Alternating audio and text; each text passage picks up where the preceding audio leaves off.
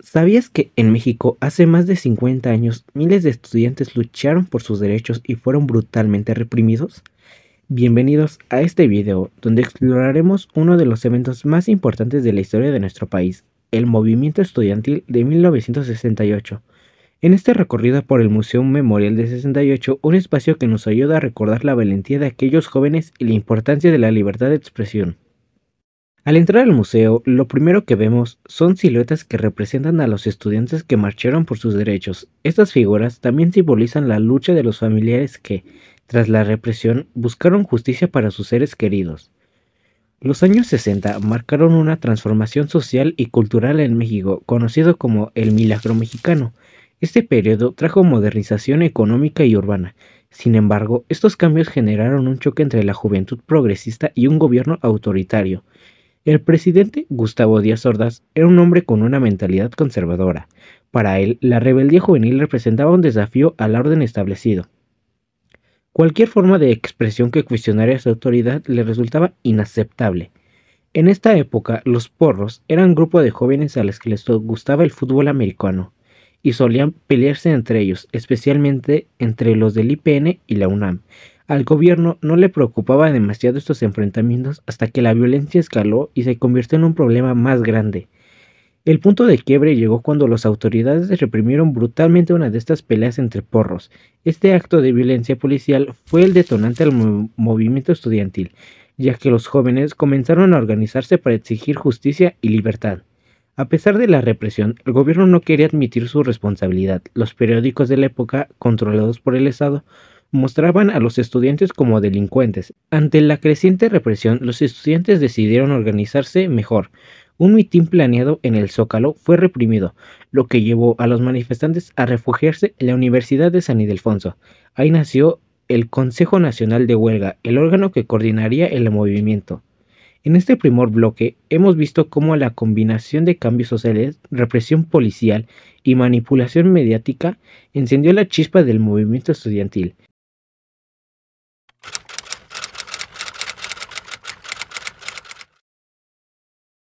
Para entender el movimiento estudiantil de 1968 en México, es fundamental conocer el contexto político y social en el que éste surgió. Durante la época, el país vivía en un régimen autoritario que estaba disfrazado de democracia, con un crecimiento económico que no beneficiaba a todos por igual. Vemos que durante los años 60 México era gobernado por el Partido Revolucionario Institucional, el PRI, que mantenía el poder sin verdadera competencia electoral. La represión a movimientos obreros y campesinos ya era una práctica común, y los estudiantes pronto serían los siguientes en desafiar al gobierno.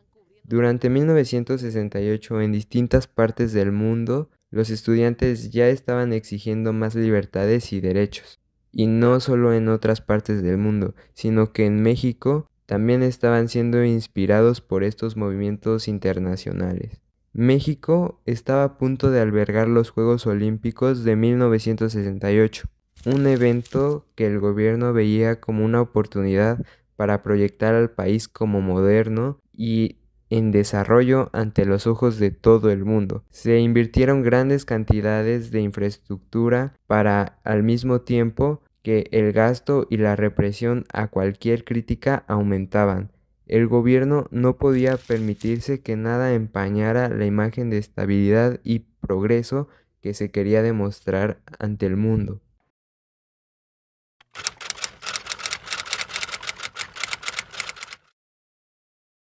Y así llegamos al suceso por el cual, el 2 de octubre de 1968, es recordado como uno de los días más tristes y oscuros de la historia del México moderno, ocurrido en la explanada de Tlatelolco, o mejor nombrado, Plaza de las Tres Culturas. Lo que iba a ser un mitin sin violencia terminó por convertirse en uno de los actos más violentos por parte del gobierno mexicano hacia la sociedad joven. Todo comienza la mañana del mismo día, donde el gobierno federal cita a dialogar a la CNH, Comisión Nacional de Huelga, para infundirles confianza y esperanza de encontrar alguna solución para todos aquellos problemas que se estaban presentando. Pero lo que en realidad sucede es que la represión por parte del gobierno ha comenzado, que intentando mantener el control, termina empezando a disparar a los estudiantes y profesores, los cuales creían que eran balas de goma, al haber sido anteriormente reprimidos con estas, pero al darse cuenta de la triste realidad, intentaron escapar, encontrándose con que todas las salidas, excepto un pequeño callejón, estaban bloqueadas por granaderos, que también empezaron a disparar a las personas. El callejón, que daba a algunas unidades habitacionales, al ser pequeño, no permitió la evacuación de todos los estudiantes y profesores, siendo algunos pocos los que lograron escapar para intentar esconderse con ayuda de los vecinos de la zona en las mismas unidades. Al darse cuenta el grupo que los reprimía, comenzó a buscar departamento por departamento a los estudiantes escondidos y llevándoselos junto a la persona que los había intentado ocultar, no sin antes desnudarlos y ponerlos contra la pared, como si de criminales se tratase, para asegurarse que no tuviera nada. El número real de muertos y heridos es ocultado, y la prensa, callando la información de los hechos, en las noticias no se menciona nada al respecto, culminando así uno de los días más fatídicos y vergonzosos para nuestro país.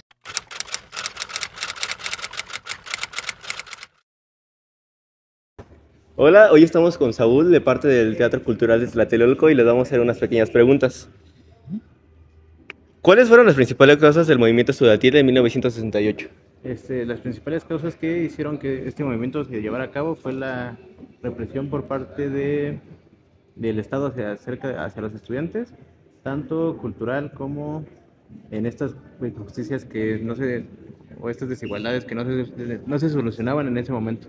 Porque en este momento, a pesar de que ya se estaba viendo un cambio en México, al final también había un montón de desigualdades, las cuales querían ser resueltas. ¿Cuáles eran las demandas de los estudiantes y qué respuesta recibieron del gobierno? Las demandas de los estudiantes básicamente buscaban democratizar el país, ya que ellos buscaban justamente que se respetaran sus derechos y que pudieran tener la libertad de opinar, libertad de expresión y al tener esa libertad no ser reprimidos por parte del gobierno. ¿Qué sucedió el 2 de octubre en la Plaza de las Tres Culturas? El 2 de octubre podemos decir que es uno de los, o que para mí considero es uno de los momentos más trágicos que pasó en México, ya que se vivió una matanza hacia estudiantes en los cuales estaban desarmados y todo por parte de las fuerzas tanto policiales como militares. ¿Cuáles fueron las consecuencias del movimiento del 68 para la política y la sociedad mexicana? Pues las consecuencias para la política mexicana, o sea, sí hubo, como les mencionaba hace rato, pues sí hubo como victorias en esto para que los movimientos sociales de hoy en día fueran lo que soy hoy en día. De hecho, el 68 es uno de los movimientos, es un movimiento con gran importancia porque justo pasó esto, o sea, cambió esa política de la cual no nos podíamos manifestar, en la cual no podíamos opinar y todo, a una política en la cual sí se llegó un poco más a la democracia con sus asegúnes, en la cual sí ya podemos manifestarnos o tener opiniones en contra del gobierno y todo. ¿Por qué es importante recordar y conmemorar el 2 de octubre en la actualidad? Justamente el Centro Cultural Tlatelolco lo que quiere justamente es esta como reconstrucción de memoria y todo, y ver cómo es que desde un territorio como Tlatelolco y de lo que pasó aquí, es muy importante para lo que hoy en día se ve. O sea, por eso el recordar un movimiento como este y para reflexionar en lo que hoy en día estamos viviendo y todo, pues es muy importante esto, ¿no? O sea, recordar cómo es que estudiantes como nosotros lucharon con gran valor y todo para llegar a tener estas victorias que ya les mencioné. Bueno, esa fue la pequeña entrevista. Gracias, Saúl. Sí, gracias a usted. Con Jacobo Zabludovsky y noticias que no alcanzaron los periódicos. 2 de octubre de 1968, hoy fue